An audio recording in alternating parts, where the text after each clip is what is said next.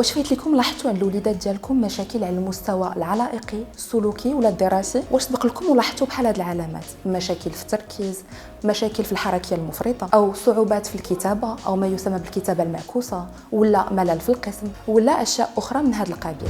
Bonjour, je suis Monsef Yasmine, psychologue clinicienne et doctorante en psychologie cognitive. Je suis aussi formée dans les bilans psychologiques et neuropsychologiques. اليوم غادي نطرقوا لواحد الموضوع اللي كيهمكم نتوما الاباء والاساتذه. غادي نهضروا على الاهميه ديال لو بيلان نوروبسيكولوجيك ولا التقييم العصبي النفسي للوليدات ديالنا. مدام منصف، شنو هو التقييم العصبي النفسي؟ التقييم العصبي النفسي سي اون ديمارش جلوبال اللي كتمكننا نفهموا comment l'enfant ديالنا il fonctionne, comment il s'adapte dans les situations nouvelles, comment il gère ses émotions et comment il perçoit le monde. Donc pour résumer, un bilan neuropsychologique étudie les fonctions cognitives اللي هما الوظائف المعرفيه liées au cerveau et علاقتهم مع le comportement اللي هما السلوكات اللي كنشوفوا على الطفل ديالنا بحال le langage, la motricité, الذاكره ولا même l'attention اللي هو الانتباه.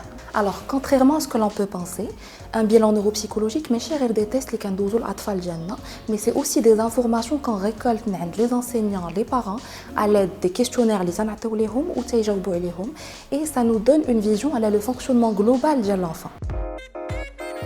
كيفاش كتدوز حصة التقييم العصبي النفسي؟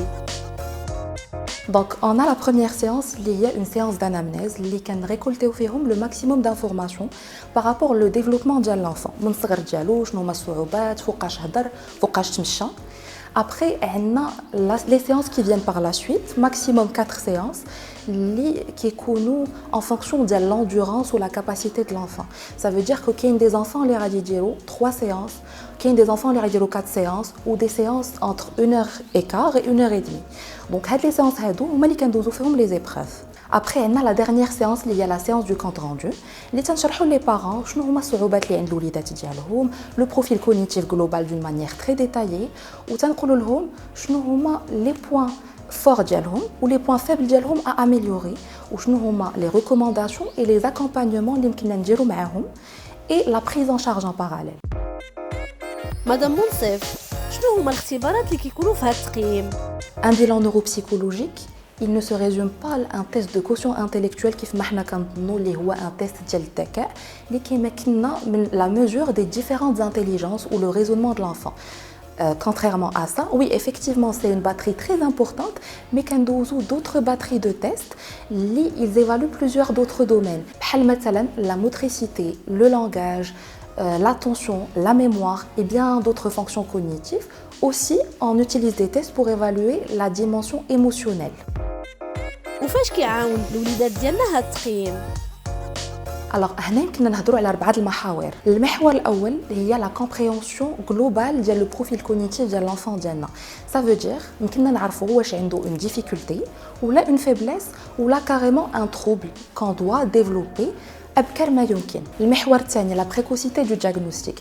دونك هنا كنهضروا على لا بريكوسيتي دو دياغنوستيك. سا فو دير كو واحد الطفل اذا شخصناه في السن مبكر ديال 7 سنين 8 سنين باغ اكزومبل, غادي يكون عندنا بلوس دو ريزولتا ساتيسفيزونت في لا بريز ان شارج, الوغ كو الا شخصناه في لاج دو 15 ans 14 ans باغ اكزومبل, غادي يكونوا وي افيكتيفمون دي ريزولتا مي دون مانيير بلو فيبل ou un pourcentage moins satisfaisant. المحور الثالث, هذا le bilan neuropsychologique, il va vous permettre de bénéficier de recommandations personnalisées à la difficulté de votre enfant et des conseils pédagogiques اللي غادي يداروا في المدرسة وفي الدار pour lui faciliter le fonctionnement ديالو. المحور الرابع والأخير غنهضروا على le projet thérapeutique اللي هي la prise en charge. Donc il existe selon la difficulté de l'enfant différentes prises en charge, سواء في la thérapie émotionnelle, سواء aussi على tout ce qui est améliorer les fonctions cognitives dialo. Il y a des techniques pour la remédiation cognitive, la neurofeedback et bien d'autres choses. Et aussi, on peut adresser les enfants des spécialistes paramédicaux, l'orthophonie, l'ergothérapie, la psychomotricité, l'orthopsie, afin d'améliorer les fonctions atteintes. كنتمنى تكونوا استفدتوا معايا في هذه لا فيديو, وإلا كان عندكم بعض التساؤلات مرجو تخليهم ليا في التعاليق. وريستي كونيكتي sur Allo Mon Psy.